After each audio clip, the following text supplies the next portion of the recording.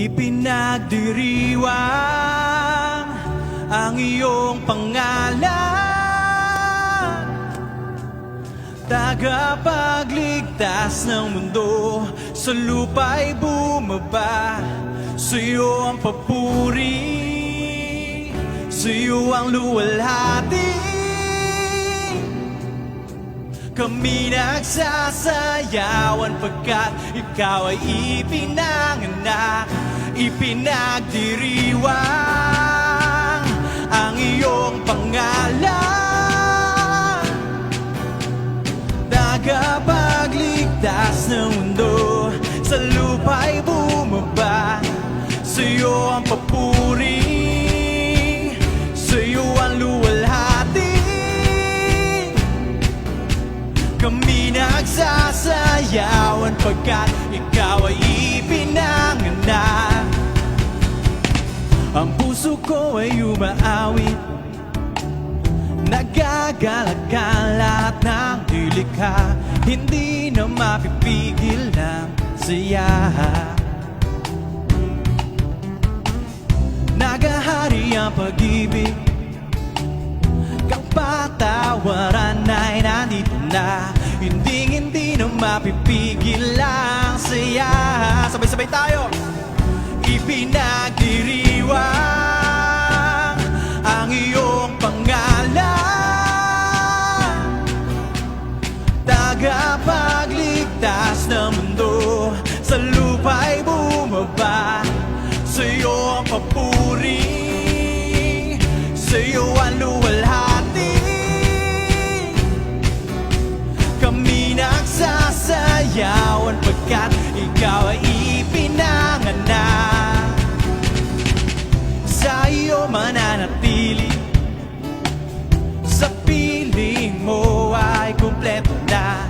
Hindi na mapipigil ng saya.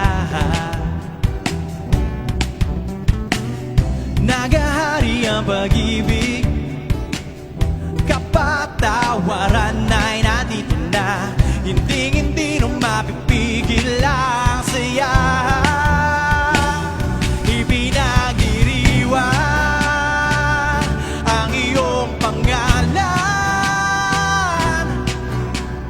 tagapagligtas ng mundo, sa lupa'y bumaba. Sa iyo ang papuri, sa iyo ang luwalhati. Kami nagsasayawan pagkat ikaw ay ipinanganak. Ipinagdiriwang ang iyong pangalan, tagapagligtas ng mundo, sa lupa'y bumaba. Sa iyo ang papuri, sa iyo ang luwalhati.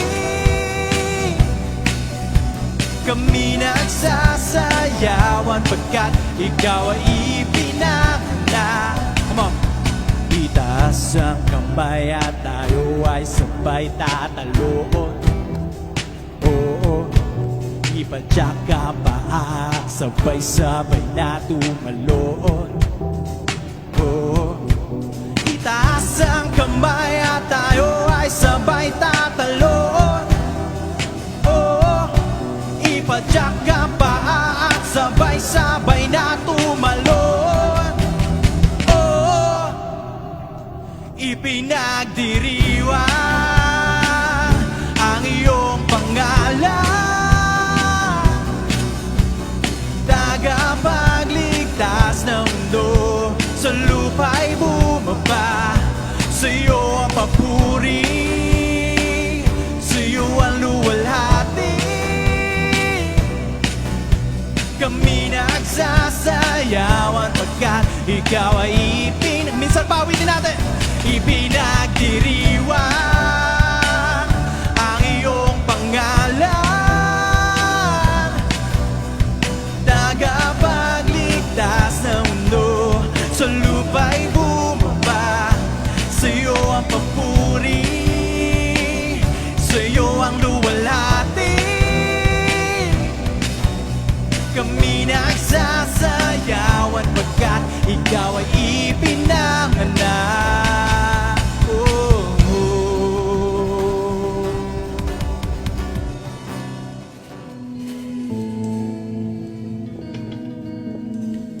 I know the kingdom of God is in, 'cause I see His fire falling,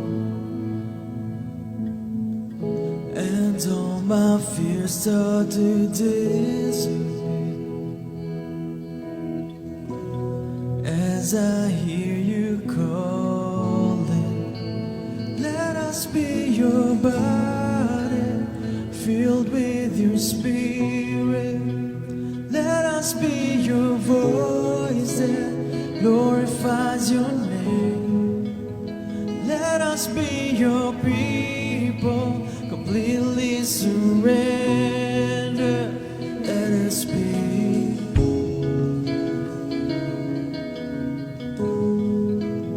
Let us be.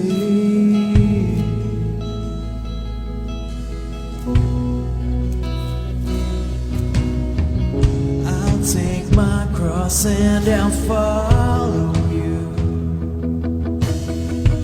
I'll go wherever you lead me,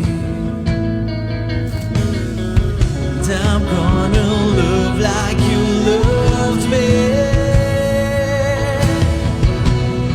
'Cause I wanna be like you. Let us be your body, filled with your spirit. Let us be your voice that glorifies your name. Let us be your people, completely surrender. Let us be. Jesus, let us be your body, filled with your spirit. Let us be your voice that glorifies your name. Let us be your people, completely surrendered. Let us be. Let us be.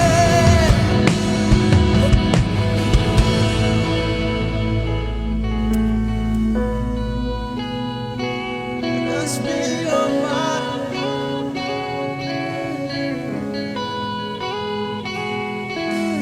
Holy Spirit, we need you and your holy presence.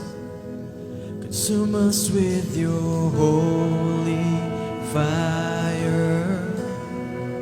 Come and saturate me now. Come and saturate me, Holy Spirit. We need you and your holy presence. Consume us with your holy fire. Come and saturate me now. Come and saturate me, Holy Spirit. We need you and your holy presence. Consume us with your holy fire. Come and saturate me now.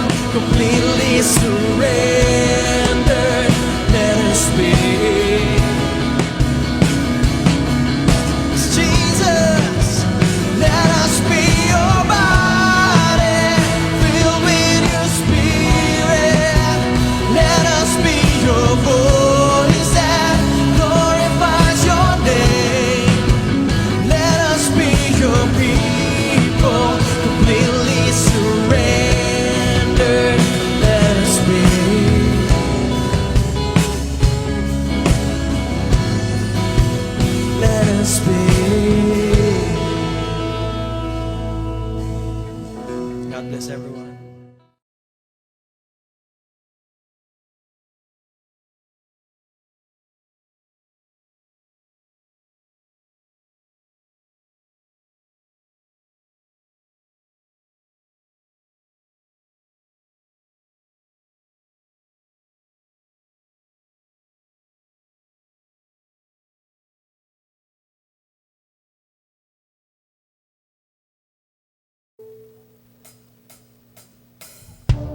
Welcome GTC. Let's once again praise the Lord. Come on. Stand up on your feet. Thank you Jesus for this moment, Panginoon, na sama-sama kami, Lord. Kahit magkakahiwalay kami physically, Lord, in spirit, in truth, Lord God, we will worship you. And this is where we will remain, Panginoon. This is where we will remain, Panginoon, in your presence, God. Thank you, Jesus. Come on, let's worship Him. Yeah. In my weakness, you make me strong. You're forever by my side. In the trial, you lift me up. You're my anchor, you're my God. Desire is to be closer to your heart. You turn my mourning into joy. Nothing can stop me now. And I will not fear when trouble seems near. I'm not going anywhere. This is where I'll remain. As I seek your face, I find my true strength. There is nothing that can separate me from your heart.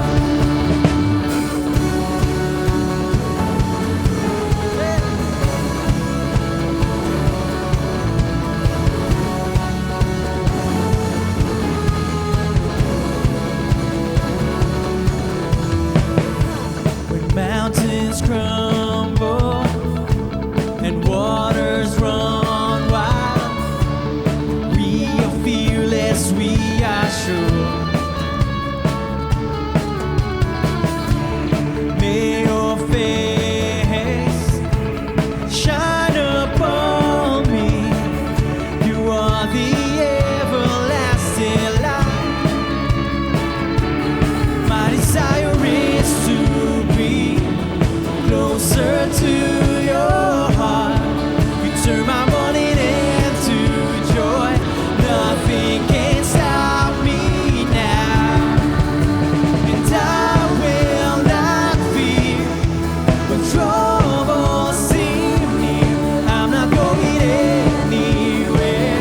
This is where I'll remain. As I seek your face, I find my true strength. There is nothing that can separate me from your love.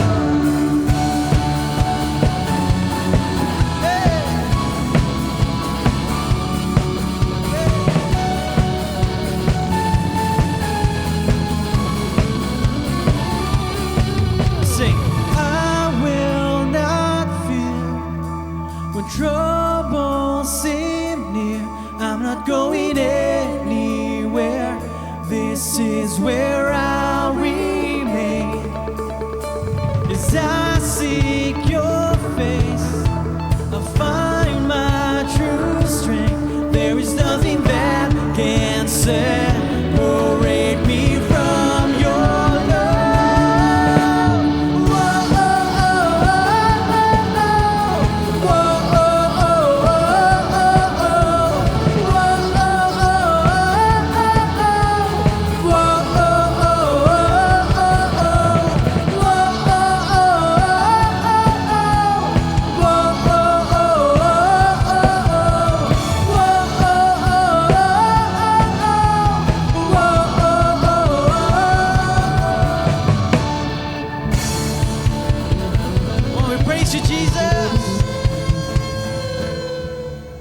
for your love, God.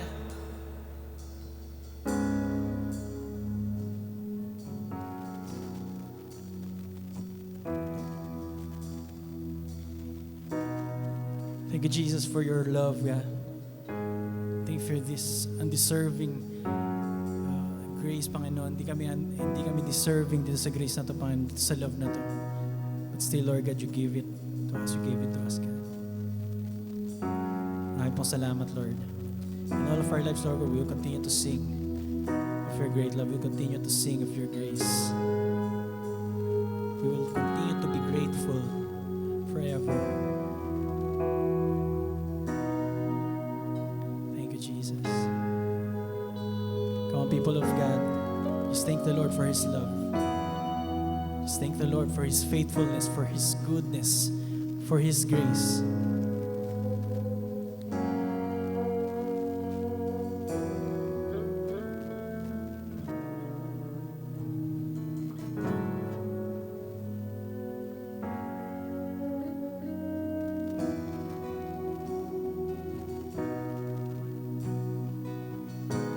There's no shadow or light up, mountain you won't climb up, coming after me. There's no wall you won't kick down, lie you won't tear down, coming after me. There's no shadow you won't light up, mountain you won't climb up, coming after me. No wall you won't kick down, lie you won't tear down, coming after me. There's no shadow you won't light up, mountain you won't climb up, coming after me. There's no wall you won't kick down, lie you won't tear down, coming after me. There's no shadow. No shadow you won't light up, mountain you won't climb up, coming after me. There's no wall you won't kick down, lie you won't tear down, coming after me. And know the overwhelming, never-ending, reckless love of God. And know it chases me down, fights till I'm found, leaves a 99. Oh, I couldn't earn it, I don't deserve it, still you give yourself away. And know the overwhelming, never-ending, reckless love of God. Thank you, Lord. Thank you, Jesus.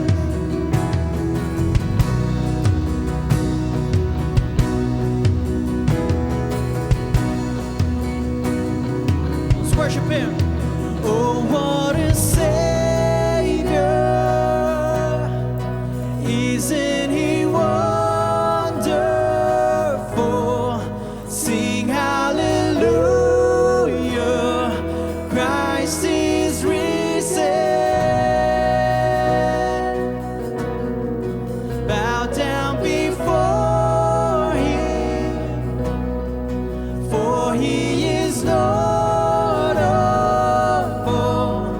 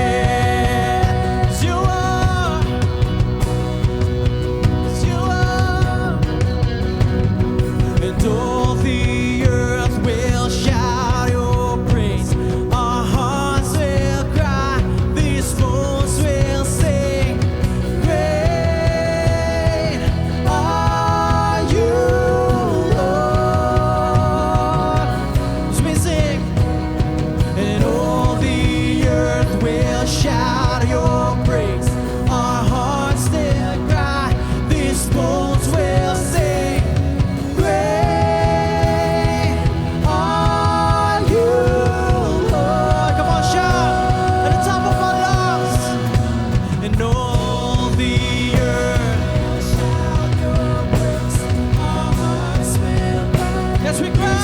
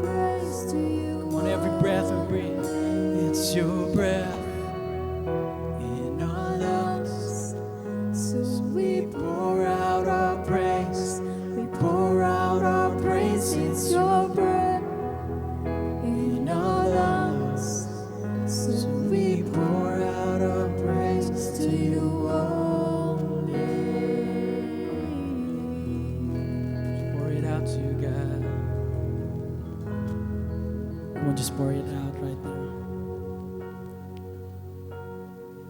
Pwedeng idala mo ngayon. It's a song of joy, it's a song of thanksgiving. Pour it out at the feet of Jesus. Pwedeng idala mo ngayon. It's a song of sorrow, a song of despair, a song of hurting. Lay it all down at the feet of Jesus because He deserves everything that we can give Him. Marami pong salamat, Lord, for this very breath that we breathe is yours. At wala kami ipang paggagamitan, Panginoon, ng hininga na to, ng boses na ito, ng buhay na ito, kundi yung kaluwalhatian mo lamang, Panginoon. I pray, Lord God, that everyone, every individual that is worshiping with us right now, make that commitment, God, that we will live for you and you alone. Maraming pong salamat, Lord. Open up our hearts as we listen to your word. In Jesus' mighty name. Amen. Salamat, Louie, Isay, and the rest of the worship team. Okay, mga kapatid, sige po, dumako na po tayo sa ating patuloy na pinag-uusapan natin. Pakisabi nga ng malakas, better after.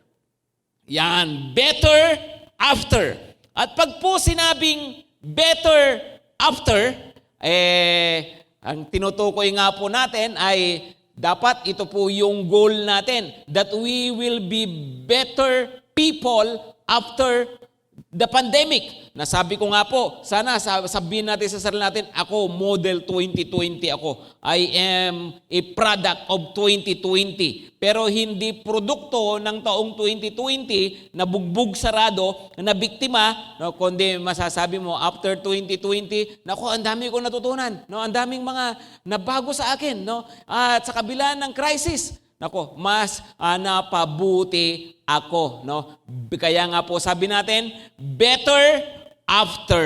Yan, okay? Ngayon, pag po sinasabing better after, hindi nga po kasi po pwede yan na wishful thinking lang tayo no? At hindi rin po pwede yan na basta gusto lang natin, basta pangarapin lang natin. No? 'Di ba? Kaya nga po, 'di ba, sabi nga natin last Sunday na you do not decide your future. You decide your habits. And your habit will decide your future. At ito po, ilang beses ko na rin namang sinabi, no? Ang iyong mararating balang araw ay depende sa ginagawa mo bawat araw.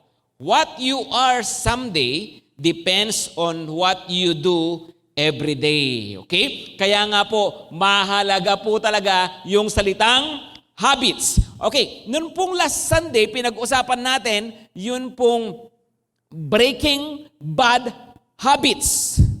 Tingnan mo yung katabi mo, pakitanong, binrake mo na ba? Okay? Sa sarili mo, kausapin mo, i-break mo na. Break na yan. Okay? So, mayroong mga dapat pong i-break sa buhay, pero mayroon din naman po dapat i-on. Di ba? Mayroon po dapat na i-build sa buhay. At ano naman po yun? That's our topic this Sunday, no? Building good habits. Building good habits. Alam niyo, gusto ko muna tingnan niyo tong quote na ito, no? Ng isang sikat na mama. Of course, ito ay galing pa mismo kay Aristotle. Si Aristotle ay disciple ni Plato, na tatay ni Platito. At sabi ni Aristotle ganito, we are what we repeatedly do. Excellence then is not an act, but a habit. Yan, no? Ano raw? You want to be better after? You want to be a better person or better whatever, no? Hindi lang sa ating pagkatao, kundi sa trabaho, no? Sa ibang areas ng ating buhay. No? Alam nyo, we are what we repeatedly do. No? Kung ano raw yung paulit-ulit natin ginagawa. So it's a matter of habit. Hindi lang yung minsan lang ginawa. Okay? Kaya nga mga kapatid, it's very important that we repeatedly do something that is good. Kaya nga, good habits. No? Kaya nga po, mahalagang ma-contrast nga kasi natin to, no? Na oo nga, no? Pag bad habit, yung nananatili sa buhay ko, naku, patay tayo dyan, di ba? Pero kapag good habit naman, ayos, makakaasa tayo ng better after. Kasi mga kapatid, ang bad habit, parang jowang sweet, ang hirap i-break. Pero ang good habit, parang jowang hard to get. Sa buhay, perfect. Yan. Okay? So, gusto ko rin pong tingnan po natin ilang bahagi muna ng Biblia. No? Of course, the Bible exhorts us about good habits. No? Gusto na, marami naman kayo makikita sa Bible, di ba, na mga sinasabing dapat talagang ito, ginagawa natin ito. Actually, hindi nga lang habit, kundi lifestyle talaga dapat. Pero saan ba nag-uumpisa yung lifestyle? Hindi sa habit nga kasi. No? So, makikita nyo po yan. Pero, ngayon, gusto ko pong tingnan po natin muna, bago yung mga verses na nagsasabi ng mga kung anong mga habits na gusto ng Panginoon sa atin, ito naman muna, no, yung si Lord mismo pala, alam nyo ba, ang Panginoong Jesus, siya ay mayroong good habits, no? At isa rito ay nasa book of Luke, chapter 4, verse 16. And he came to Nazareth, where he had been brought up. And as was his custom, yun pong salitang custom. Anong ibig sabihin? Kinagawian, kinaugalian, habit. At ano raw po yung custom na yon? He went to the synagogue on the Sabbath day and he stood up to read. Si Lord mismo, ano yung kanyang habit? na tuwing Sabat, siya raw po ay nagpupunta sa synagogue o parang chapel nila. O another habit, 22 verse 39. And he came out and went as was his custom to the Mount of Olives, and the disciples followed him. Okay? Ano namang ginagawa ng Panginoon dito sa custom lang yan? Pupunta siya sa isang lugar para ano raw po? Manalangin. Yan. Ang Panginoong Hesus po mismo, makikitaan po natin ng napakagandang mga habit, no, yung pag-worship sa Panginoon, sa araw ng Sabbath, no, yun pong pananalangin, no, yan po ay napakagandang mga habit. Okay? Ngayon, ay gusto ko pong tignan po natin, no, yun pong ilang mga steps, no, ano ba? Paano bang magkaroon po talaga ng good habits? So ito po how to build good habits. Number 1 is give high value. No? Anong ibig sabihin? Pahalagahan mo yung magandang habit. Gaano ito kahalaga, mga kapatid? Gaano ka-importante itong first step na ito? Kasi po, sa totoo lang, maraming mga bagay na hindi natin ginagawa kasi hindi natin binavalue.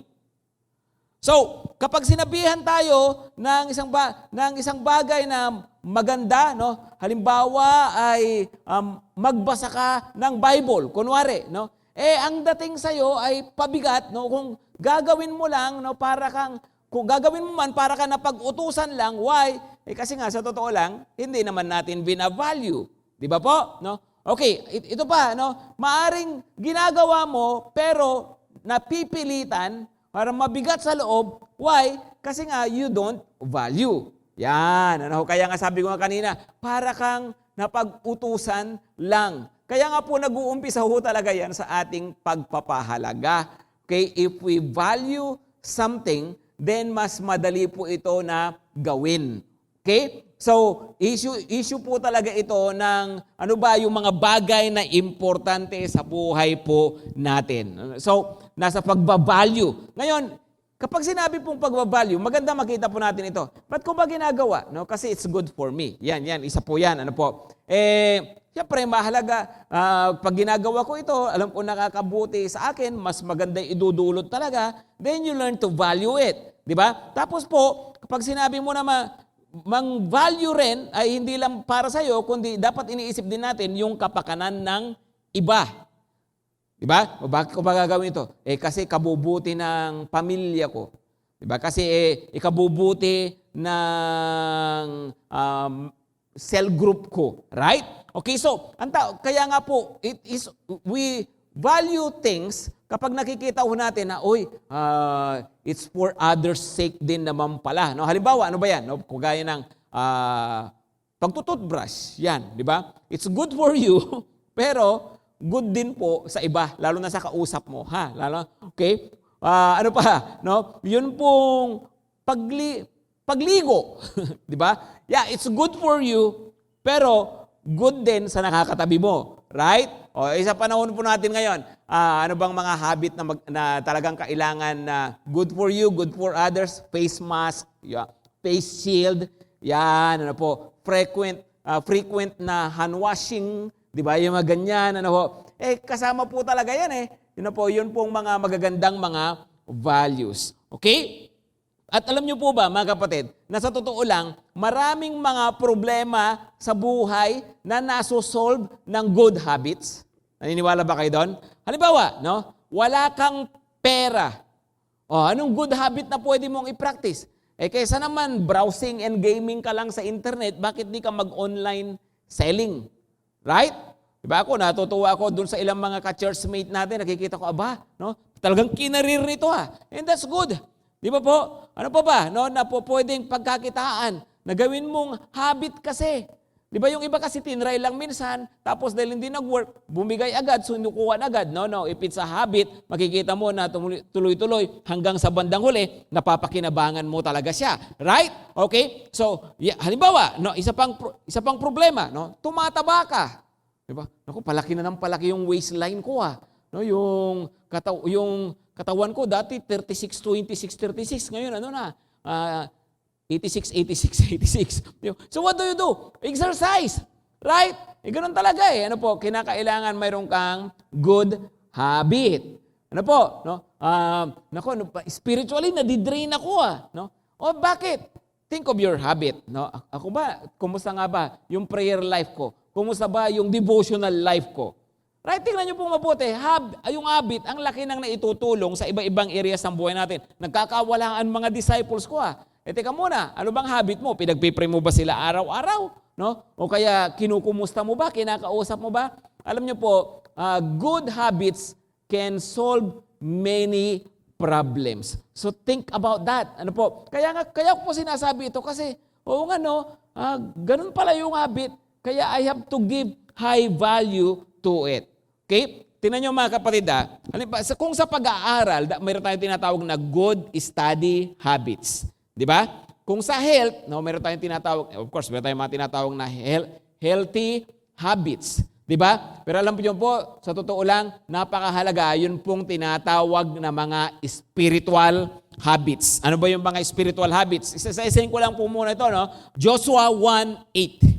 This book of the law shall not depart from your mouth, but you shall meditate on it day and night so that you may be careful to do according to all that is written in it. So, tingnan nyo po yung verse po na yan. Anong habit ang sinasabi? Meditate on the word of God day and night. Pero may karugtong po yan. Sabi niya, then you will make your way prosperous and then you will have good success. You really want to have a better after life, no? Yung ba? Yeah, okay, may crisis, mayroong hindi magandang mga nangyayari ngayon. Sabi nila, pabagsak ang ekonomiya, ganyan-ganyan. Yeah, pero alam niyo po, ang Bible mismo, mayroong sinasabi ho sa atin na pag ito pala, habit natin, pagbubulay ng Word of God, ipinapamuhay natin ito, then hindi po lang nakadepende yung buhay natin sa takbo ng economy, kundi sa blessing po ng Panginoon. Di ba? Sabi niya, you will be prosperous and you will have good success. Hebrews 10 verse 25, another habit na sabi ng Panginoon, not neglecting to meet together as is the habit of some, but encouraging one another. And all the more as you see the day drawing near. So sabi niya, huwag niyong kaliligtaan ang pagtitipon. Gawin yung habit yan. No? Kasi yung iba raw, ang ginawa nilang habit, yung pag-absent. Diba? So okay, kahit sa panahon daw po natin ngayon, na online services po tayo, mahalaga pa rin po na habit. Ano po, yun pong kahit yung digital worship together, diba? Yung mga fellowship natin, yung cell group natin, ako, mahalaga raw po, habit yan. Ito pa, 1 Thessalonians 5 verse 17. Pray without ceasing. Yan, no? Yung prayer, no? Dapat daw pala, habit yan. Okay? At marami pa na makikita nyo po sa Bible na iba-ibang mga mahalagang mga spiritual habit. Of course, pag-share ng gospel, yung ministry, alam nyo po, yung ministry dapat bisyo talaga yan. Amen? Na hindi, porque ganito yung sitwasyon, no, ay titigil tayo. Alam niyo po, yung may mga bisyo, makikita niyo po, no, kahit anong lockdown yan, hindi mapipigilan. Di ba po, kahit sabihin, yung social gathering, no, yung social distancing, na ingat muna. No, nako, magiinuman pa rin yung mga yan. Ano po, na walang, siyempre, alam nga naman naka-face mask, nagiinuman nga eh. Ano? So, yan, nakakakita ako na mga ganyan. Bakit? Bisyo eh. Pero pagdating po sa ministry, pambihira, di ba? Dapat gawin nating bisyo na tuloy-tuloy kahit ano pong sitwasyon. Okay, sabi nga, kahit yung training, di ba, is our happy hour. Amen po ba, mga kapatid? Giving should be a habit. Makikita niyo po sa Bible, sa Old Testament, no? Hanggang sa New Testament, na yan po ay isang habit, no? Alam niyo po, sa totoo lang po, no? Kung paanong good habit ang saving, ganon din po, good habit ang giving. Listen carefully, mga kapatid. Your security in crisis is not in your savings. It is in your giving. Yan, kaya po kahit sa mga sitwasyon po ngayon, mahalaga po talaga. Yun pong magandang habit po na iyan. No? At marami pa na makikita po tayo sa Bible. Ang sinasabi ko lang po ay, okay, kung ito ay sinabi ng Panginoon dapat kong gawin, then I should give high value to it. Di ba po? Kung ito ay makabubuti sa akin, dapat bigyan ko ng high value. Kung ito ay makabubuti sa kapwa ko, dapat bigyan ko ng high value. Pero lalo na kapag ito sinabi ng Panginoon, dapat bigyan ko yan ng high value. Yan. So, unang-una po talaga yan. Diyan po nagkakatalo kasi. No? Kapag, uulitin ko yung sabi ko po kanina, kung hindi mo binavalue ang isang bagay, natural. No? Hindi mo gagawin yan. Kaya kung gagawin mo yan, pabigat lang. No? Napipilitan ka lang. Bandang huli, hindi mo rin magiging lifestyle yan. No? Sandali lang yan, di ka rin tatagal dyan. Kaya nga po, nag-uumpisa sa value. Number 2 is deal with the obstacles. Deal with the obstacles. Bakit? Sa totoo lang po, may mga pumipigil sa atin para po tayo magkaroon ng mga good habit. Di ba po? And I want to name 2. No? Of course, mayroon pang iba, pero gusto ko pong mag-focus tayo sa dalawang ito. Number 1 na obstacle ay yung tinatawag na sloth. Number 2 ay yung sloth. Yan, gusto ko pong tingnan nyo po yung dalawang yan. Ano ba yung sloth? Ang sloth po ay katamaran. Of course, mayroon pong hayop na ang tawag ay sloth. Yun po ang kanyang pangalan. Bakit? Kasi po wala siyang ginawa kundi po magtutulog na magtutulog at kung kumilos ay sobrang bagal. Ano po? Kaya nga po, pag sinabi pong sloth, no? Ano po yan? Another word for laziness, no? Katamaran, tamad, no? Yung sa iba pang verse sa Bible, sa iba pang mga salita sa English na ginagamit din sa Bible ay sluggard, no? So wag niyo na lang pong tawaging tamad, sluggard na lang o sloth para mas social lang konti, ha? Okay? Pero tingnan niyo po, no? Ano ba ang habit ng taong tamad? Tingnan niyo po, Proverbs 26 verse 14. As a door turns on its hinges, so does a sluggard on his bed. No? Tingnan niyo po, ano raw po ang habit ng tamad kung paanong yung pinto, ano po yung mga pintuan, ay kusa raw pong, kusa raw bumabalik, no? Doon sa pamagitan ng kanyang bisagra, halimbawa binuksan mo, no? Tapos kusang gumaganon, bukas ganon, dahil nga po sa mayroon siyang hinges o yung bisagra, no? Yun ang nagpapakilo sa kanya. Ganon din daw po yung taong tamad. So does a sluggard on his bed. Ang door, pag binuksan mo, gumaganon. Tapos babalik. Ano po? Ang taong tamad, nakaganon, pag gumanon, balik uli. Ganon siya uli. Automatic yan. Na mahilig po sa paghiga. Okay, maaring hindi literal na paghiga yung ginagawa ng iba, kundi pagsalampak, no? Pagtambay, basta po yung walang ginagawa, no? Yan, bisyo po yan, habit po yan ng sluggard. Okay? Pero, ito po, sabi niya, Proverbs 15 verse 19. The way of a sluggard is like a hedge of thorns, but the path of the upright is a level highway. Yung sa tao raw na matuwid, o saka sa tao na mayroong sipag sa katawan, ano raw po, sa kanya parang madali lahat ng mga bagay, no? Madali lang yan, no? Good habit, kaya ko yan, no? Pero alam nyo, ang sluggard, pag nakita niya, no? Ang hirap naman yan. Ang nakikita niya, puro mga harang, no? Para ay may matinik ang daan papunta diyan. Nako, ang hirap niyan. Ganon daw po yung spirit ng isang taong slothful, ng taong tamad. Okay? So, makikita po natin, mga kapatid, na sa totoo lang, ano po, bakit hindi tayo nakakapag-develop ng good habit? Sa totoo lang, ipangunahin po na problema po natin ay katamaran, no, ng maraming tao. At ang nakapagtataka naman dito, no, yung iba, pagdating sa mga mga bagay na walang pakinabang, naku, ang sipag. No? Pagdating sa mga bagay na kapakipakinabang, naku, doon pa talaga tinamad. Yung po yung iba, kahit di mo utusan, kahit di mo sabihin, no? Pagdating sa kung ano-anong mga paglilibang, kung ano-anong mga paglalaro, no? Kung ano-anong mga hindi naman nakakabuti sa kanya, no? Nako, ang dali-daling gawin. No, bakit yung mga bagay na nakakaganda sa buhay niya, yun po ang parang ang hirap gawin. Alam niyo po, ang problema talaga natin ay katamaran, no? Hindi ko po nilalahat, ano po, pero maraming mga bagay na good habit. Bakit kaya hindi na ako nakakapag-pray ngayon? Kasi nga tinamad. Ano po? Bakit di na nagbabasa ng Bible? Malamang tinamad kasi, no? Bakit hindi ako consistent sa mga espiritual na mga bagay? Kasi nga po nadali ng katamaran. Okay? Bakit hindi na ako nakakasama sa cell group. No? Eh malamang kasi, yun nga po, ang problema ay katamaran, mga kapatid. Kahit sa ibang mga bagay, ano po, hindi na ako nakakapag-aral mabuti. No? Kagaya ng dati, malamang, nadali ka ng katamaran. No? Dati nakakapag-exercise pa ako, ngayon di.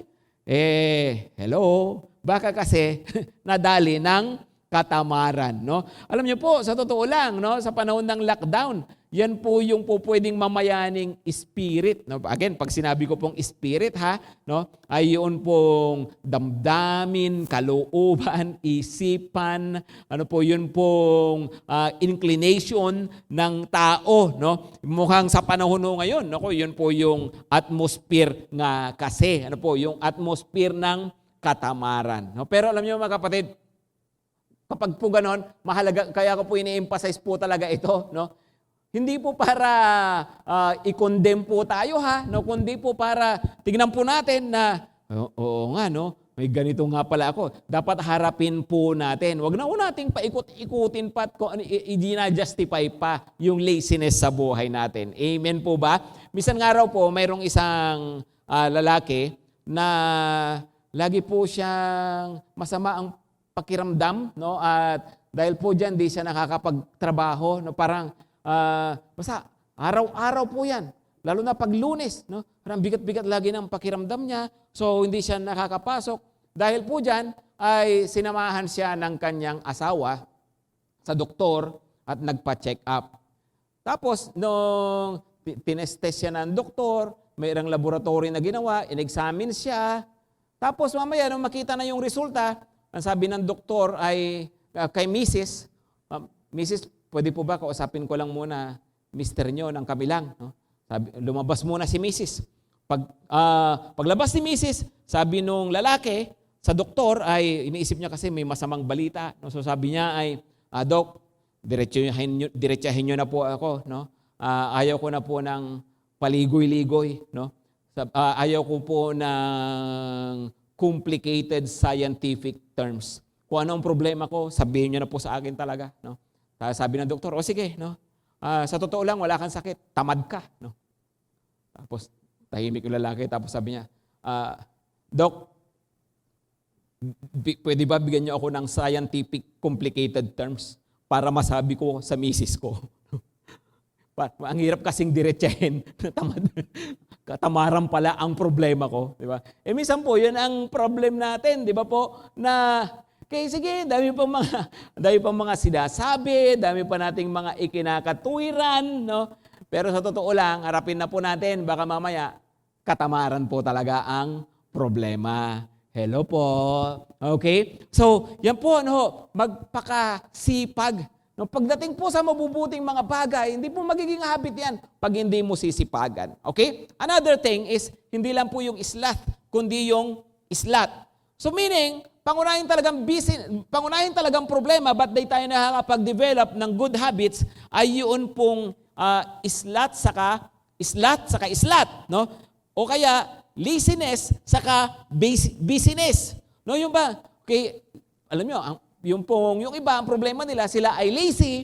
Yung iba, ang problema nila, sila ay busy. Di ba po? No? Kaya nga po, tingnan nyo po, yung mga taong busy po, pwedeng sabihin nila, hindi naman ako tamad, pastor. Kaya lang, hindi ko naaharap yan, kasi nga ganito, yung sitwasyon ko, kasi nga ang dami kong iniintindi, ang dami kong mga kailangang pagbuhusan ng aking atensyon. Di ba po? Well, totoo po yun. No, may mga pinagkakaabalahan, pero alam po ninyo, yun nga po exactly. May mga napakagagandang mga habits sa buhay na hindi ho natin nagagawa. Bakit? Naubos ho yung oras natin sa ibang mga bagay. Sige, nandiyan na tayo, may trabaho. Nandiyan na po tayo, may pamilyang inaasikaso, nag-aaral. Pero sa totoo lang, kung may binavalue po natin ng isang bagay, bibigyan po natin ng time. Amen po ba? Halimbawa po, di ba yung katwiran ng iba na pag may time ka dyan. No? Ano ba sasabihin? Review din pag may time. Di po yun mga expression na gano'n. Teka muna. No? Dapat pa talagang sabihin na pag may time? No. When you value something, you find time, you make time. Hindi mo sasabihin, pag may time, ano ka? No? ligo-ligo din pag may time. Toothbrush din pag may time. Ganon. No? So, pray din pag may time. No?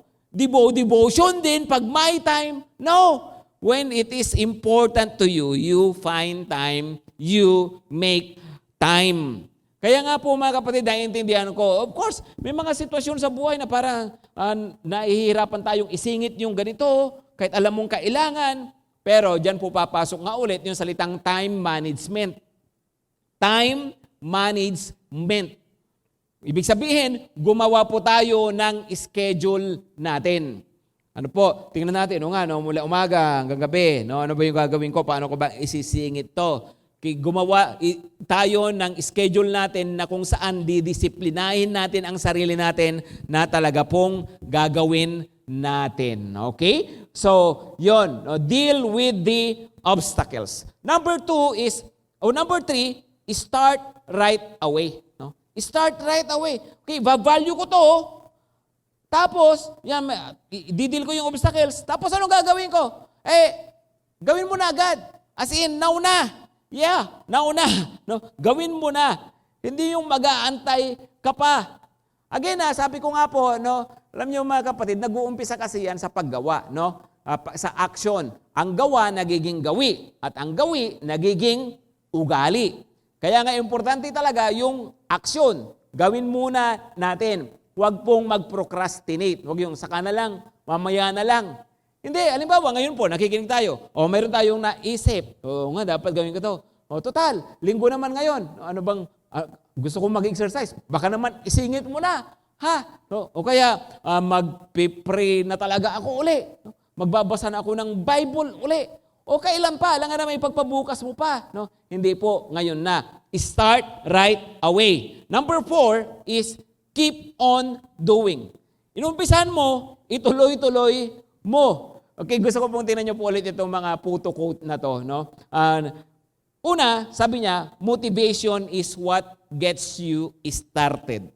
Habit is what keeps you going. Yan, di ba? Sige, nakikinig tayo ngayon, namumotivate tayo.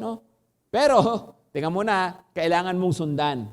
Kasi yan lang po yung, pag naging habit na yan lang po talaga yung masasabi mo, lifestyle mo na yan, at magdadala nga po sa atin ng mas magandang kinabukasan. Okay? Ito pa, sabi niya, first, forget inspiration. Unang-unang gawin mo, sabi niya, forget inspiration. Bakit? Ang dami ng inspired po eh. Pero pag po yung pong inspiration nila na-expire, wala na. Okay, kaya sabi niya, first, forget inspiration. Habit is more dependable. Habit will sustain you whether you're inspired or not. Di ba? Ang ganda ron sabi niya, habit is more dependable. I realize, sa totoo lang mga kapatid, sa tagal ko na rin pong nagpapastor, may mga bagay na talagang makikita mo, wow, na-inspire siya, wow, na-bless siya. Pero kapag hindi naging habit yung isang bagay, bandang huli, wala rin. Kaya nga sabi ko nga, sa tagal ko na naglilingkod sa Panginoon, wala na akong tiwala talaga sa iyak eh. Ang dami ko na nakitang nag-iiyak. Nakarinig ng salita ng Panginoon, nakarinig ng ganitong challenge, iyak ng iyak, nag-commit. Bandang huli, wala rin. Hindi rin nagpatuloy, bandang huli na wala rin. Bakit? Kasi po, yung kanilang inspiration hindi naging habit. Importante po na maging habit.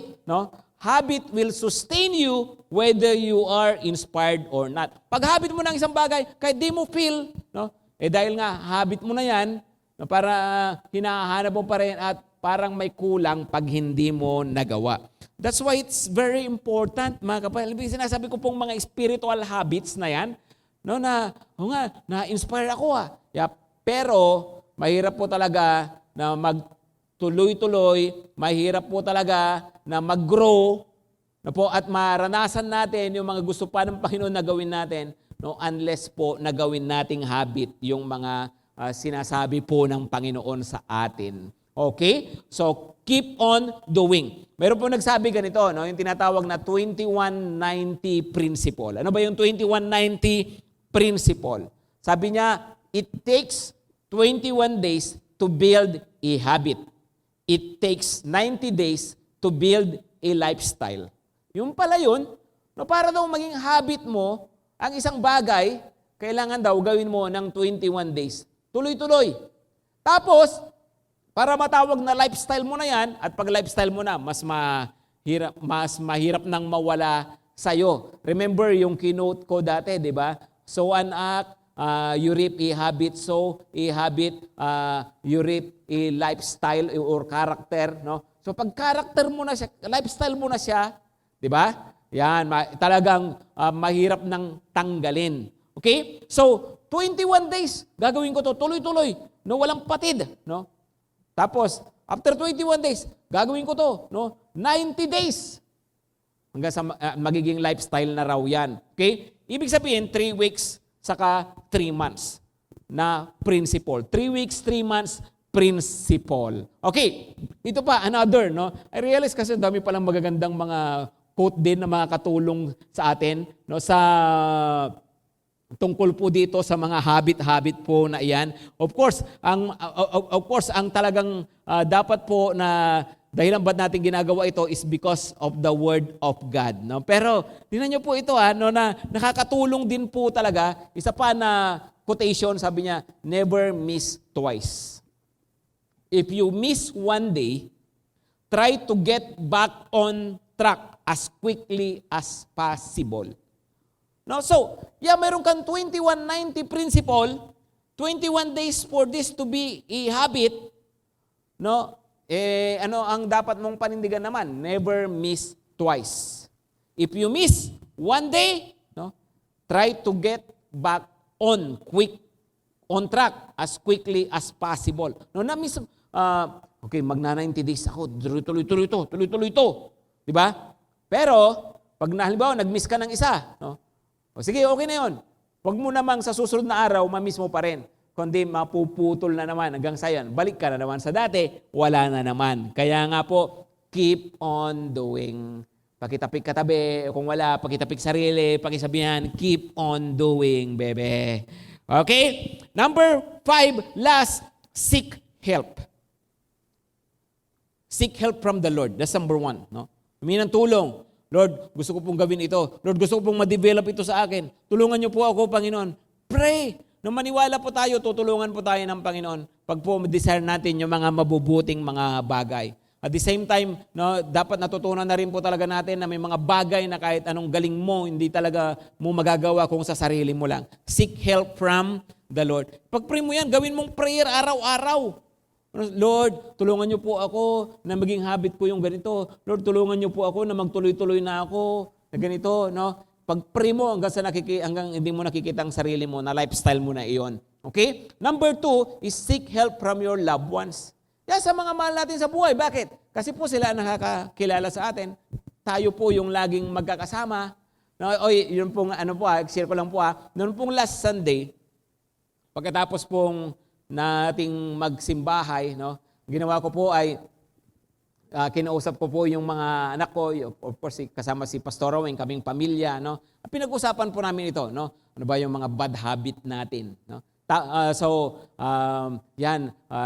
Kailangan po sa pagganyan, di ba, yung pag kayong magkahiyaan as a family, total, sa totoo lang, di naman kayo nahihiya pag pinapakita nyo yung good habit. O di wag din kayong mahiya na pag-usapan. Diba? Sinabi ko sa mga anak ko, mga anak, ito napansin ko sa sarili ko, no?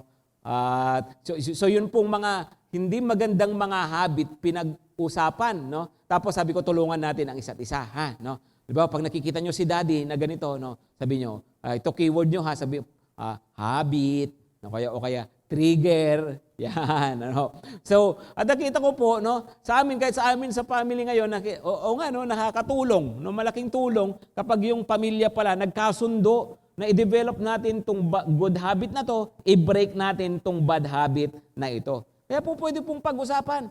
Halimbawa mga magulang, ha, no?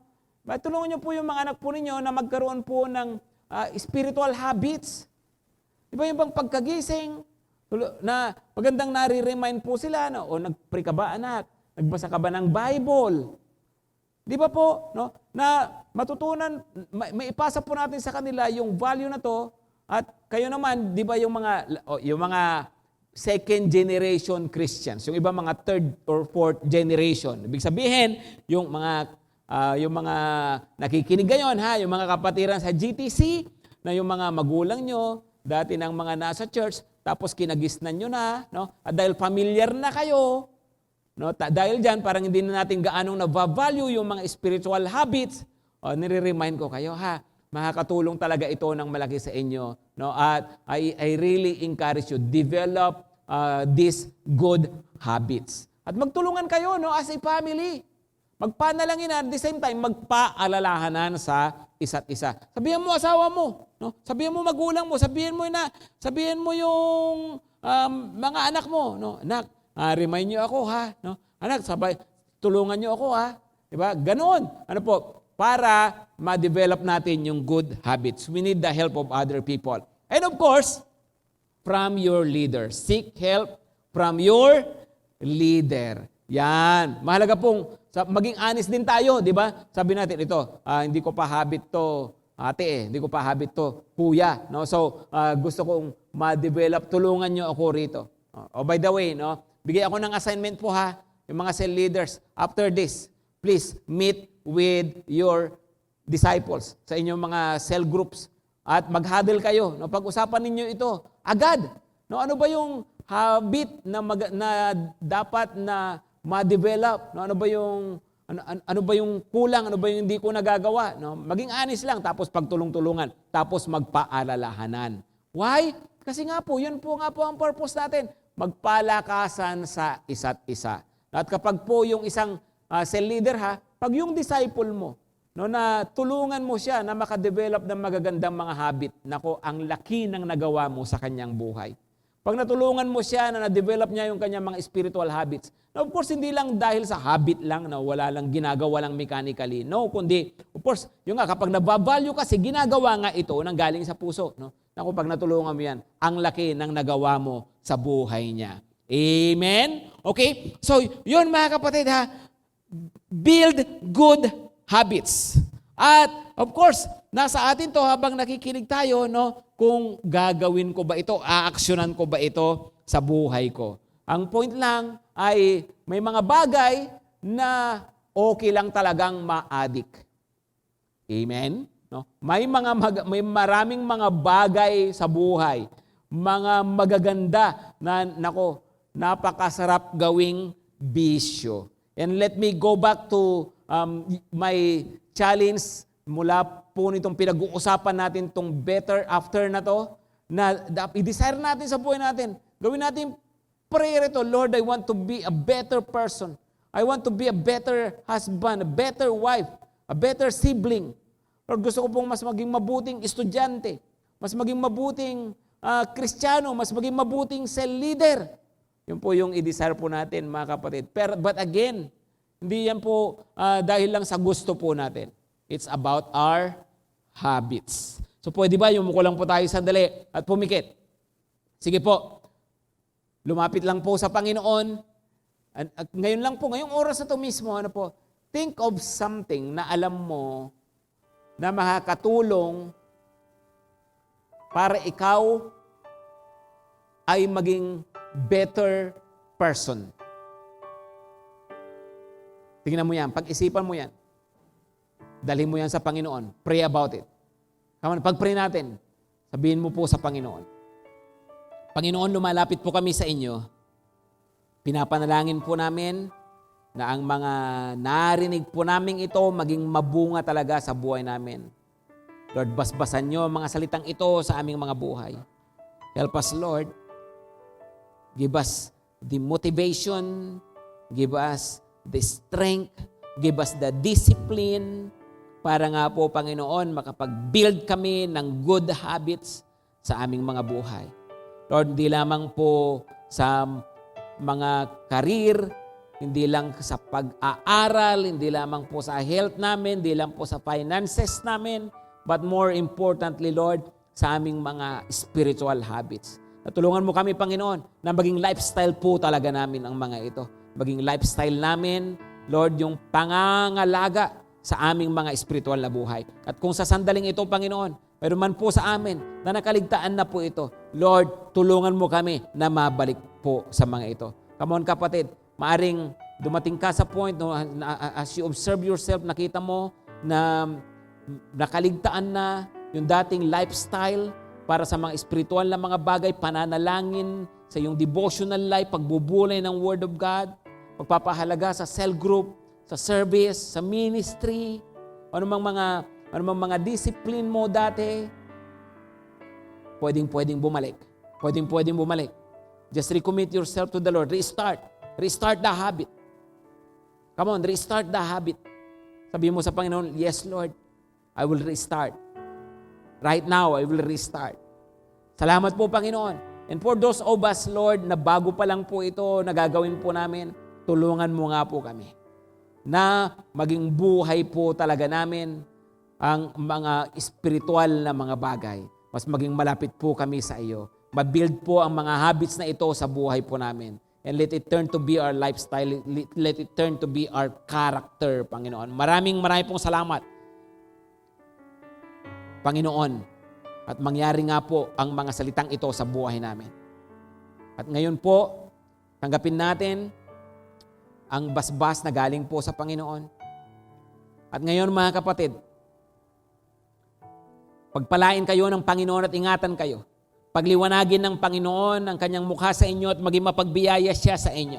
Ibaling niya ang kanyang tingin sa inyo at maranasan nyo ang kanyang pagsama, ang kanyang paggabay at presensya ngayon at sa lahat ng panahon ng inyong buhay. Sa pangalan ng Panginoong Hesus, Amen at Amen.